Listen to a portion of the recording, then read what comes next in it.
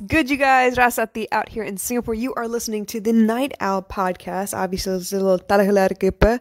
So, it's 9:35 on a Friday, 31st of January. We're closing up January, y'all, and I don't know. I kind of feel pretty excited because brand new month means clean slate. A brand new day means clean slate, but I feel pretty good because I feel like I got some things out the way in January, got some things sorted, and I'm ready to continue creating and actually really just serving a little bit more in the community itself. So I'm really excited. So one of those things that I've been trying to sort out is discovering yet another platform. So I've been on Twitter like a million years ago, but I never use it. The only thing I actually do is make sure that, my Instagram post ends up on Twitter at some point. But outside of that, I don't really use it. I don't engage on there. I don't tweet. I'm not Twitter pated, y'all. Okay, that's basically the bottom line. But recently, because of all of the Vasantham channel serial dramas and stuff that are coming out, things that I'm a part of, things that I'm promoting, artists that I'm getting to know, I figure why not? Like, why not hop on there and see what's going on and stuff? And I'm getting ready to engage a little bit better as far as my content is concerned. But I've done the little, every now and again, like send messages and quotes and blah, blah, whatever, and engaging with people that I am familiar with. So that's been interesting. And obviously you get content on Twitter that you don't get on Instagram, even though you do have the GIF capabilities, you do have, video, photograph capabilities, but more than anything else, people are really like quite personable on Twitter itself. And I didn't realize that. So here I am, slowly getting hip to the game. But, I saw a Mindvalley tweet earlier this morning, and it was something about the fact that, if you were to feel shame, would you feel like that was a good thing? Something to that effect. It's not verbatim, you guys don't quote me, but basically something about feeling a really difficult emotion and how that relates to you. How do you perceive that situation? How do you perceive that whole idea, feeling a difficult emotion, and then what do you do from there? What does that mean to you, basically? And I thought about it for a second, and then I responded and then retweeted the comment because I thought it was really interesting and I wanted to start a conversation with that. But obviously people don't know me on Twitter yet, but it'll get around. So for now, what I did was I went ahead and just did those two things. Let me break down my response. My response to Mindvalley was, yes, I totally relate to this being a good thing when you feel bad emotions, because it is my soul pointing at a belief that I have that needs updating. And that's basically what I believe. There are certain parts of you that you have built yourself based on beliefs that have been either handed down to you or beliefs that you've adopted to cope along the way. So at some point, I probably believe that, I have chicken legs and they are not attractive and I should just cover them up with something baggy so they don't look so small. At some point, I believed that. I'm telling you right now, this is the absolute God's honest truth. And it was stupid, but my aunt told me that, the bigger the clothes you wore, the bigger you look. Nope, it just looks like you're skinny in some really, really big clothes. But that took me a while to get over, right? It took me a while to kind of wrap my head around the fact that, okay, maybe that wasn't the best piece of advice and maybe I was jaded in a little way.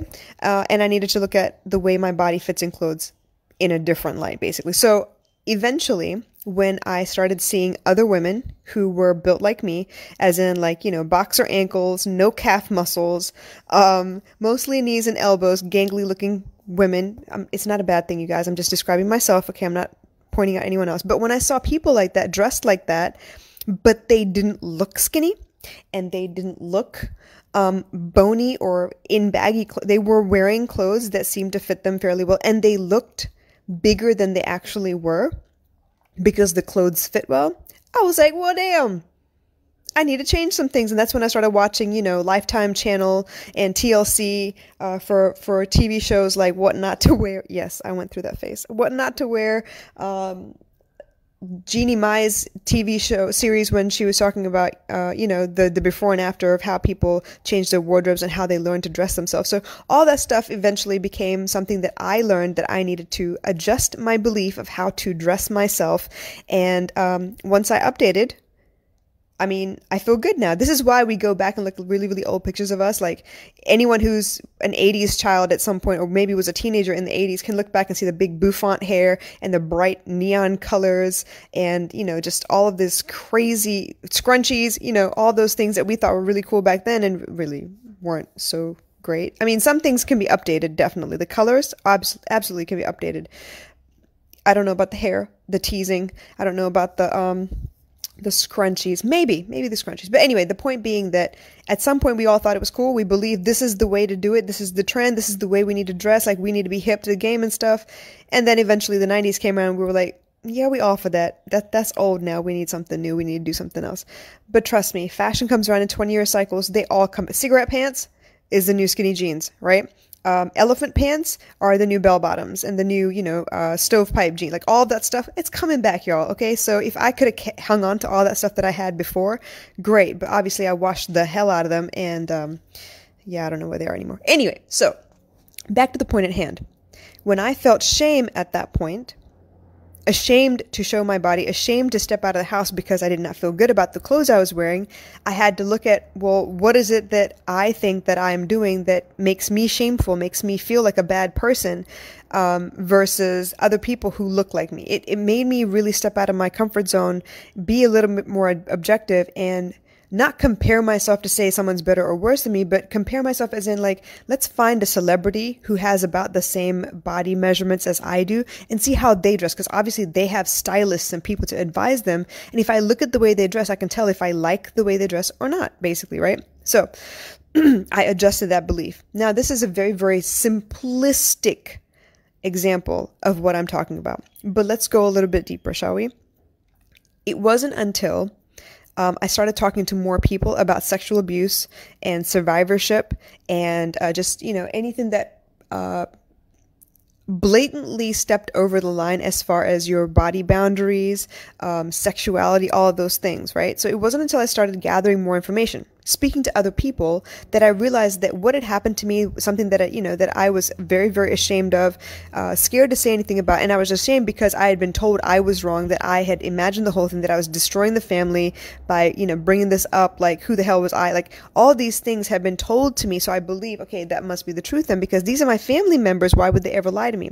But it wasn't until I started talking to other people that were about my age, or maybe younger or older, but more my generation, right? Speaking to other people, gathering their experiences, what they felt when it came to sexual abuse or sexual traumas, any of those things, and the fact that they felt similar feelings to me, that I realized that what I had believed up until this point needed adjusting and upgrading, because I had been living under false pretenses. I had been living under the assumption that if something happened to me, or I must have imagined it, or maybe I was watching too much TV, I assimilated something from TV to be something that I actually lived through. Like, all these crazy ass ideas, basically saying that I was to blame, not the perpetrator. But when I spoke to all of these ladies, and men as well, some men as well had been sexually abused, the way they explained, before they even knew that I was a survivor, the way they explained their experience, the thought processes that went through their minds afterwards, the amount of guilt and shame, and the struggle to speak up, not knowing who to trust, where to go to ask for, like, all of that stuff, right? Completely blew my mind and changed the way I forever saw my experience after that. Suddenly, because there were so many other evidences or pieces of evidence and proof that what I've been through is not unique to me. It's not something like off the wall that I imagine. Other people have been through similar situations, not exactly the same details, obviously, but similar situations, meaning to say that when they went through this, they also was met with disbelief, criticism, ridicule, a lot of guilt tripping, a lot of shaming, sexual shaming, public shaming, any of those things, slut shaming. A lot of them was slut shaming. I was like, whoa, really? Seriously? That's crazy. But the point being that when I heard of these similar situations and these similar responses, and then these similar these thought tracks that they were going through, I suddenly realized, well, shit, I need to upgrade what I believe, because if they've been through it too, there's no way that all of us made this stuff up. There's no way. And it wasn't like a handful of people. It was lots. It was 20, 30 people that I'd spoken to, and they've been through some similar stuff. So I was like, okay, you know what? Yeah, something got to give. And obviously I'm not tripping. I'm not crazy. I'm not imagining these things. I know what I saw. I know what happened. I may not be able to like bring out all the specific details because part of my mind has blocked all of those things, but I know what I've been through. I know what this means. I know I've been here before. So that actually helped me upgrade my belief system. And now to the point that I am a mental health advocate. I do push for people who have survived to speak up because it is part of their healing process. It means that they can at some point find a way to move about the world as if nothing has ever affected them like that before. Meaning to say they can be brave again. They can choose to wear whatever the clothes they want to wear. They can look people in the eye and they can,